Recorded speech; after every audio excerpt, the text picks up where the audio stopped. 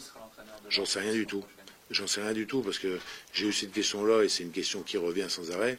J'ai pas eu l'habitude de cacher ce que j'allais faire. Il y aura des modifications au club parce qu'il y a un certain nombre de choses qui ne me conviennent pas spécialement d'ailleurs sur le cas de l'Aslo Bologna, mais on va repartir vraisemblablement avec un projet sportif qui sera différent de celui qu'on a eu jusqu'à présent, par la force des choses aussi. Donc je suis pas en train d'attaquer aussi les gens qui avaient en charge l'ancien projet sportif. Alors, on a des équipes qui travaillent sur le recrutement, on peut pas les accuser. Malheureusement, la DNCG nous a empêchés de recruter. Pas empêchés de recruter, parce qu'il faut bien que le grand public comprenne.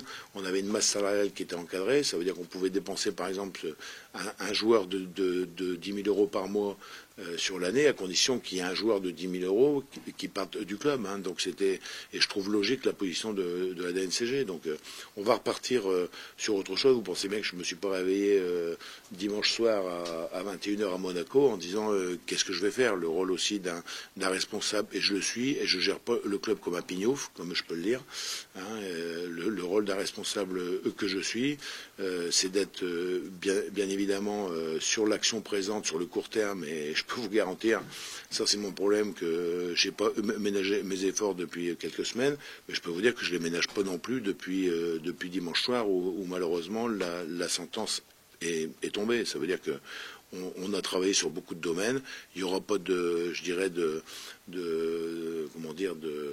têtes qui vont être coupées à droite à gauche. Hein. Il y aura simplement une adaptation du club par rapport à la L2, ce qui est parfaitement logique. Hein. Je reviens aussi sur une petite chose, mais vous le verrez dans un communiqué qui va sortir en fin d'après-midi. Pour information quand même, parce qu'on dit tellement tout et n'importe quoi. Moi, j'entends dire des conneries, mais alors plus grosses que la moyenne, comme quoi on a 250 personnes. Le nombre de personnes exactes au Racing Club de Lens qui sont employées, c'est un petit peu moins de 90 personnes. Là-dessus, il faut rajouter à peu près 60 personnes qui font partie du sportif, c'est-à-dire ce sont les joueurs professionnels, ce sont les éducateurs et les entraîneurs, ce sont les contrats aspirants, on les considère comme salariés, ce sont les contrats stagiaires, etc. Mais le nombre de personnes qui sont employées à temps complet au Racing Club de Lens, pour les tâches, et Dieu sait s'il y en a, c'est 90 personnes. Moi, je vois des trucs, on voit 250 personnes, mais on est sur une autre planète, sur le nombre d'erreurs ou d'interprétations, ou de choses entretenues aussi. Mais on va remettre l'église au milieu du village le plus rapidement possible dès la semaine prochaine. Maintenant, il reste 2 matchs à jouer. Je réponds aussi à votre question. Les 2 matchs, on doit les jouer avec dignité, avec honneur. C'est-à-dire aujourd'hui, pas faire aussi n'importe quoi. J'ai vu qu'il y a des supporters, évidemment qu'on a envie de voir jouer tous les jeunes en équipe première.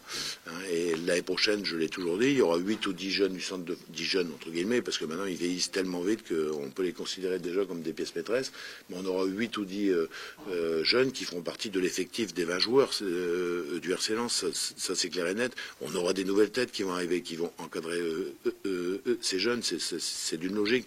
Mais dire on va jouer contre Arles, pourquoi pas, c'est la Ducasse et on y va et on fait jouer 10 gosses. D'abord il faudrait les avoir, parce qu'entre on a d'autres équipes qui jouent, ça c'est le premier point, donc on doit avoir le respect de toutes nos catégories.